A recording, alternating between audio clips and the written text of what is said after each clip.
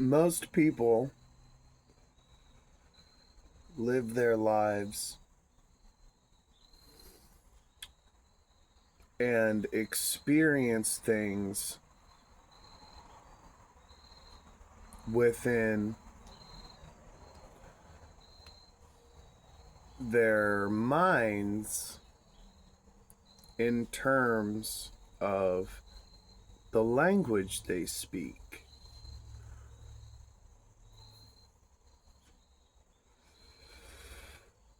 When you go throughout your day,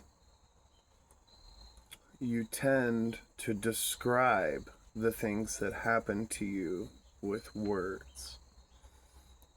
So, an immediate problem arises, and that is that language is a tool that's created to reflect reality. Now, the better you understand the language in which you are speaking, the more accurately you can describe situations. But the problem is the compression of information is due to the symbol, aka the word, being a representation of something that has more elements to it than our language can describe.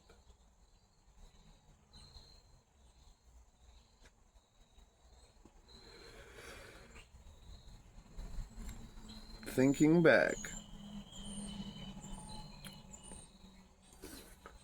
when we kiss someone, when we eat a pear, you know what I'm saying? The experience has taste, smells, touch, texture, feeling, sensation in the moment. But we compress and consolidate the information as memories and as conscious descriptions of things. So this is a compression of information. Now, two things I want to think about are gaining information from the past and digital compression of bit-based information. So, going back and forth between fundamental experience and a sort of filtering process is the nature of the movement and development of the human experience. You know what I'm saying? Wake up, describe your dream, becomes a memory, you think about it later. You have taken an experience and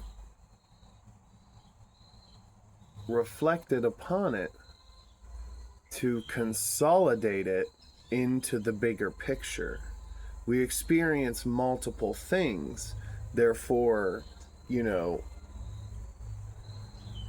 we have to have a way to compartmentalize, and the past and the future and the present is a good way to do that.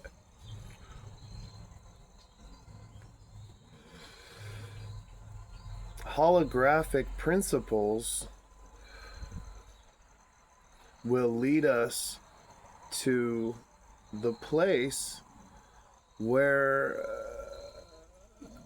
we can gain information from the past as though it is still here with geometry and physics. And that's the whole thing, because digital information is considered on and off, on and off. But a circuit has a constant flow going through it. So now there's a loss of information whenever a signal is transferred. So if you take a recording on your phone and upload it to the internet, you know, the information in the recording is going to be different than the information in the video, which is going to be even more different than the information in the landscape or, you know, room that you're in recording. And that's an example of using language. Now, everything is based on this principle of symbolism. Everything. And what I'm positing is that qualia are pockets of individualized experience that are accessed when quantum physics align with the physics of consciousness and awareness. Or better put, when the material world interacts with the world of ideals.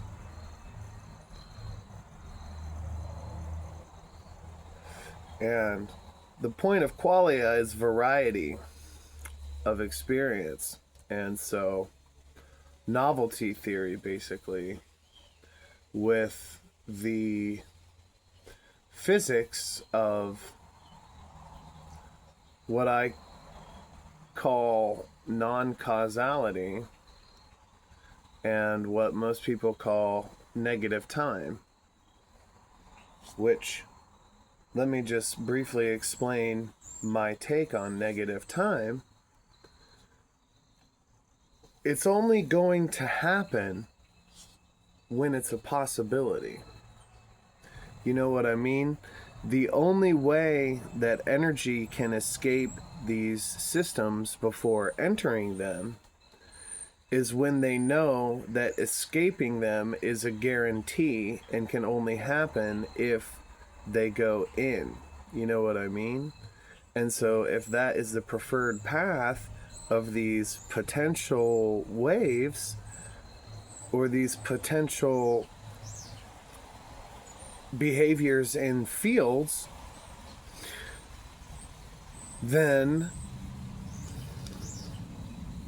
qualia could be individualized sort of particles or quarks of information or experience. And the quality of the qualia is determined by the quantum properties, or just say the physical properties of whatever stimulus is happening and the body of the person experiencing it, combined with the properties of consciousness. So non-causality says that things can leave before they enter. And I say, but that has to be a preferred path of a certain law that is existing to produce qualia, from the grade of hallucination down to the actual electron itself being a qualia of the entire universe. Because we exist as an eggshell within the eggshell of our surroundings, but there are undeniable stimuli outside of ourselves. And so the qualia that exists on the grand scale is known as the physical world, is known as each particle, each waveform. Those are universal qualia. And the taste of cinnamon is the qualia within the individual microcosm. And this is just one leg of the holographic principle.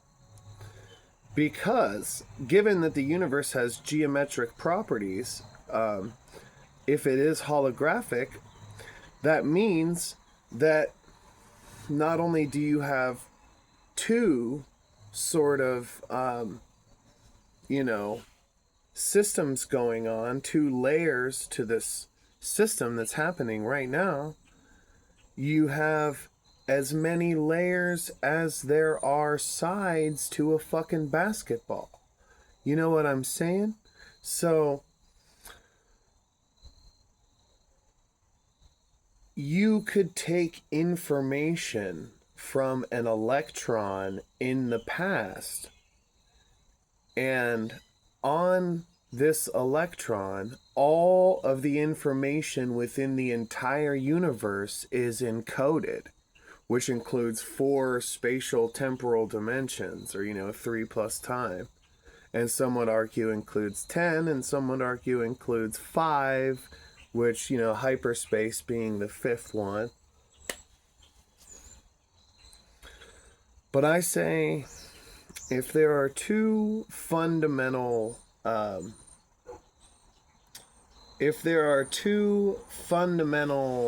entities that exist, and one is physical and one is non-physical, and their interactions are producing qualia, which includes electrons and all physical things, then, given that there are 3 spatial dimensions and 1 temporal dimension, there probably is another phase where there are 3 temporal dimensions and 1 spatial dimension.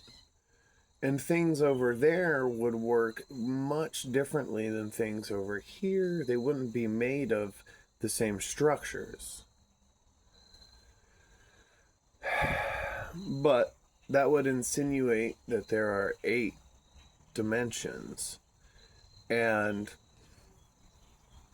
when you think about the fact that each dimension in this physical world is intrinsically connected to the other ones, it kind of creates this situation where all of our surroundings is 1 dimension. So it's like a 2-leveled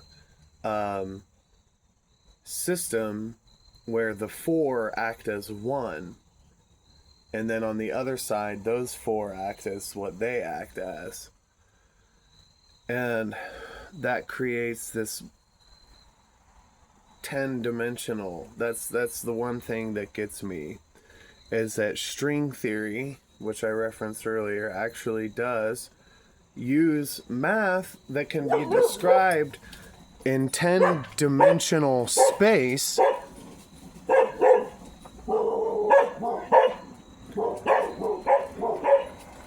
And the theory is solid. The theory is basically saying that different kinds of behaviors of these strings are actually what particles and stuff are, different quarks and stuff, and it just makes sense to me to bring up the fact that language is the umbrella by which we go about our day-to-day perception of the dryness in this rainstorm of the unknown. Meanwhile, if you look at the Greeks, the Romans, back to Euclid, back to Pythagoras, they used mathematics to describe the experience. And that's why we have things like sacred geometry. If you go back far enough, you have like cave paintings and hieroglyphs, because there wasn't even a written language yet. And so what happens is that the symbolism forces a compression of information, and these things usually are stored as memories, but memories have holographic principles, and the evidence of this lies in the fact that, you can have a hallucination that is as real seeming as a experience with physical stimulus. So if you look into olfactory hallucinations, people just smell random things. Well, there's enough stuff around that if you smell something, even if you can't find it, there's no challenge to the idea that it's there. And therefore the experience seems as real as, smelling that thing. And so what this insinuates is that the body can mirror the experience of responding to that stimulus, and it can create the same exact sensations without having the stimulus. And when you combine this with the collective unconscious, the idea of morphogenetic fields and resonance as an adaptability facet explaining evolution and what you would call genetic memory. If you accept morphogenetic fields as, real entities, then you can understand that the non-physical patterns influence the physical world. And so this is important because it means that they're connected.